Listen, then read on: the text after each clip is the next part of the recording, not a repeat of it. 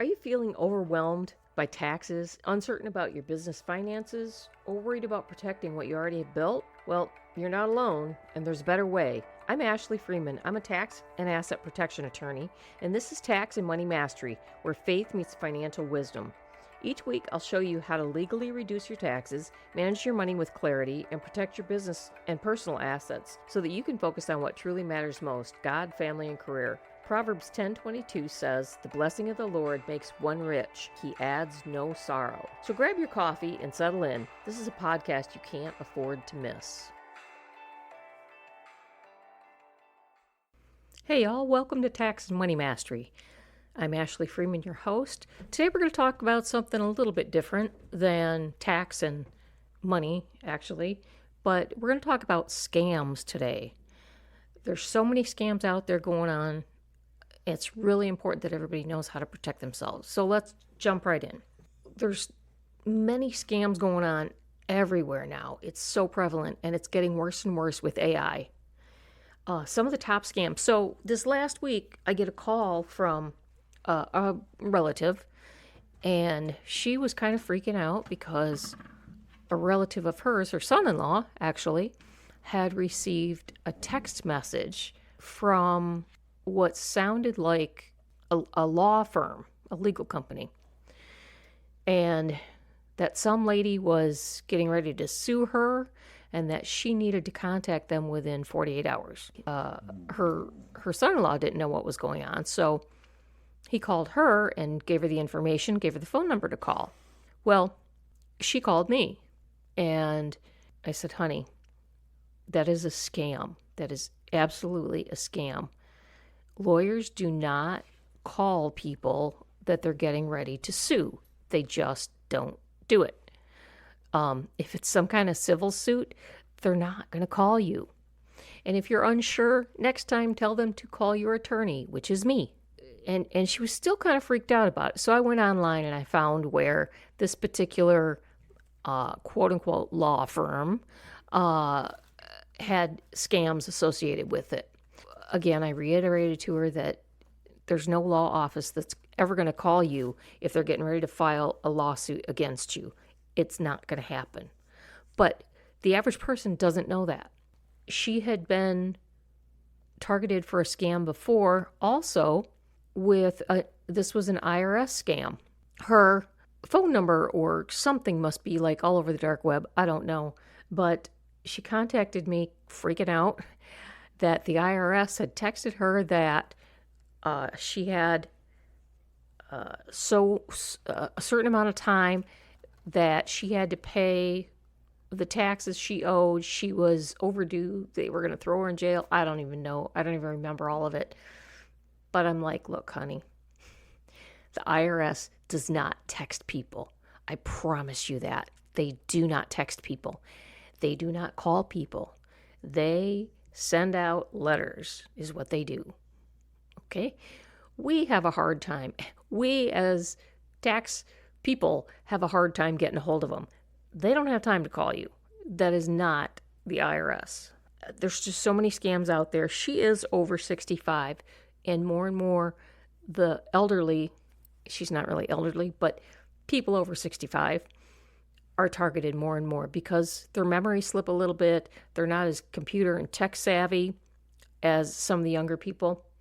And, you know, they don't understand what's going on. So let me go over some of the top ones. So number one, I just talked about the IRS scam.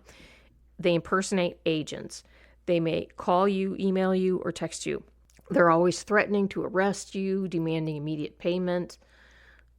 Some of the red flags are urgent requests. It's always urgent. Like the one she got was, within 48 hours, you need to call our office. And then they call and try and get personal information from you. If you are unsure, just say, you know what, I'll call you back. I'm busy right now. Get a number from them. And the chances are they'll give you a number, and that number is associated with the scam. Some of these scams are really elaborate. And you'll call up that number, and it will be a scam phone number that the people on the other end are trained to make it sound like they're the IRS. They are trained to answer the phone saying, "This is the IRS, blah, blah, blah, blah, blah." So it sounds legit. Well, what you need to do is you need to get the IRS phone number off of the IRS's website. It's 800 something, I don't know, 1040. We have our own practitioner line, so I'm not even sure what the phone number is, but it's listed on irs.gov. You can call them to find out, hey, is there a lien? The IRS just doesn't do anything quick. I've got a client right now that is dealing with taxes that they just got hit for last year from 2019. Okay? They didn't file in 2019. So the IRS is very slow. So if you think that they're going to call you up and, hey, you didn't pay your taxes this year, or you were late, or da-da-da, no, that's almost never. That's kind of the IRS scam. Number 2, phishing and smishing. So phishing and smishing is email and text.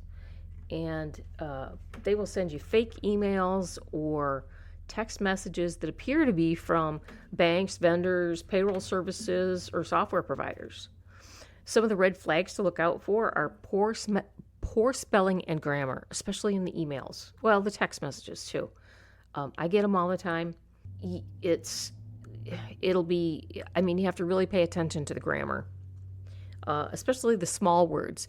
People that are foreign, that are scamming Americans, they don't understand the English language very well, and they'll miss the little words like and, or, the little words like that they'll miss, or they'll get mixed up.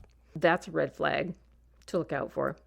And email, especially, I almost got caught once. I started filling something out, and then I went, wait a second, check the address. And you look up in the address of the person that sent it to you. If you can't see what the email address is, hit reply, but don't send it. Just hit reply, and then that email address will come up. And at work, they had us go over this. They had us take this whole class, and it was really interesting.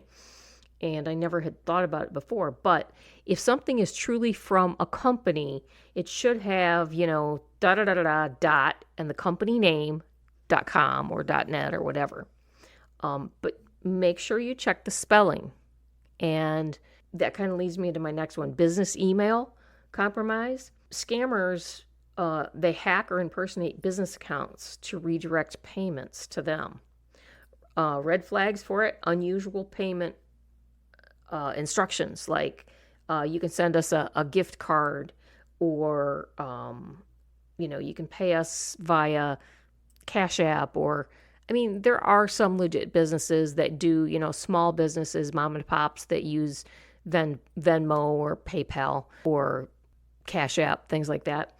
But for the most part, most large companies, Consumers Energy, DTE, places like that, they take credit cards. They take ACH. They don't take things like that. Again, with the urgency, you need to pay us now, or this is going to be shut off, or this is going to be stopped, or whatever. Real urgency. Protect yourself. Use verify payments requests by the phone, or log on to what as this place's website. You can use multi-factor authentication, but look at when they give you an email address, look at it very, very carefully, because what they'll do is they'll make a fake email address that's very, very similar. Like it could be Microsoft instead of Microsoft. So it could be MICOROSOFT instead of MICROSOFT.com. So look at it very closely, because it's really easy at a glance to get tripped up on that. All right. Number 4, payroll and employee benefit scams. So this is for you business owners out there. It'll be a fake HR or payroll company attempting to harvest employee credentials. Some of the red flags are unsolicited benefit-related emails. Fake HR portals are very common. Make sure you go online and, like I said, look at the email address, or look at the domain name very carefully, and type it in yourself. go to the domain, find their phone number on the actual domain website. So if it's Microsoft.com, go to Microsoft.com and find the phone number and call them and say, hey, I just got a call from this. Is this a scam or is this you guys? And they'll tell you it's a scam. Or, and so for some of these, you may need to contact your local police, which they usually aren't a lot of help. Although some places do have like an internet scam department, kind of. The FBI may be a place that they would direct you to, or the state police, or a cybercrime division of their local department. Just another one that I kind of wanted to mention that I was actually part of. I had several Airbnbs, and I had a lady come and stay. The reservation was under her boyfriend's name. This is just to tell you how slick people are. So the reservation was under her and her boyfriend's name. They stayed one night.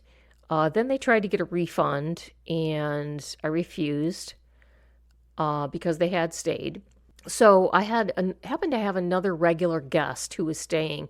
He stayed months on end because he was a traveling medical professional.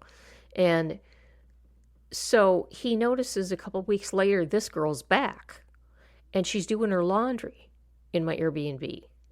And granted, I wasn't good about changing the code all the time. It was just a lot for me to get down there and physically change the code. I should have got a different kind of lock where I could have just changed the code from my phone. But anyway, so she still had the same code and it was working. So she's down there doing her laundry in my Airbnb. She's not registered. She's not paid for a night. She's just in my Airbnb. And the guy, calls me and rats her out. Well, when she's not there. Well, she also had stuff in my storage room. She had placed a bunch of things in the storage room. For all I know, she may have been living in that storage room because I wasn't there every day. I would send, I had a cleaning lady come in. She did the cleaning.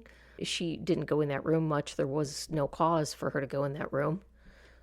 It was like the furnace room. So then what the real big tip-off was that she managed to jimmy this guy's lock, the regular Airbnb guest that I had. She jimmied his lock, somehow stole his keys, and stole his car. So we had the police there, and I get down there, and before the police, I get down there and I look in the storage room, and I'm pulling all this stuff out. And she had clothes in there that were stolen. I mean, they still had the tags on them. Some of them still had ink tags on them. She had books, like spiral notebooks with people's names, passwords, bank information. It was scary. Then she had a bunch of people's mail. She had wigs. She had sunglasses. It got to be a little bit freaky at that point. So at that point, I called the popo, figured out what was going on. I said, this lady's getting in people's mailboxes and stealing their, like, if you have your bills come in the mail, she would go to the mailboxes and she'd steal the information out of there. She'd get the people's information, somehow managed to call the company and say she lost her card, or she wrote to the company and said she lost her card, whatever she did, and would get another credit card. And then she would scam them on their credit cards. She had checks of people's. I don't know if they were checks that people had received in the mail. You get your checks that you order so that you can write your checks out, write your bills out. But she had people's checks that she had stolen from God knows where. She had, I think that's about it. And I called the popo and met the popo, gave them all the information that I had. Here's all the Airbnb information I had on her. I took the police all that I had on her. That was kind of freaky. They did finally get my regular Airbnb guest his car back unharmed. Unbelievable, though. Unbelievable. So you just never know. Sometimes it's really close to home when you don't even know it. So be careful out there. At the bottom of this podcast, I'm going to link a PDF that has basically the scams that I talked about, as well as a few others, and kind of how to watch out and protect yourself from them. Another scam that I've seen, I worked as an intern at the Federal Public Defender's Office. And when you work at the Federal Public Defender's Office, man, there's some scary crap going on there, let me tell you. Homegrown terrorists that the general public never hears about. There was a scam where these people would go and steal a bunch of Apple, what do you call it? The cards, the gift card things, Apple iPhone gift card. I don't know. Gift cards. They would steal gift cards, like $100 gift cards. And then they'd go online and they're not activated, of course, because they're stolen. They would go online and they would sell them dirt cheap. And, when people would ask, why are they so cheap? They'd give some lousy excuse like, oh, my, mother-in-law bought this for me and I don't even listen to these. And that's why it's so cheap. And then the person would pay them the $100 or the $50 for it. The $50 for a $100 gift card. Yeah, it's a great deal. And they'd get it home and they can't use it because it's not activated. It's never going to activate because it's stolen. I mean, it's some of the scams are incredible. So keep your eyes open. Don't ever trust. Verify. Get online, verify. Call the company if you need to. And watch out for yourselves out there. Thank you all for listening. I hope this has blessed you in some way. If it has, please share this with someone else, especially the seniors, so that they can help protect themselves. Have a great day. Talk to you next time.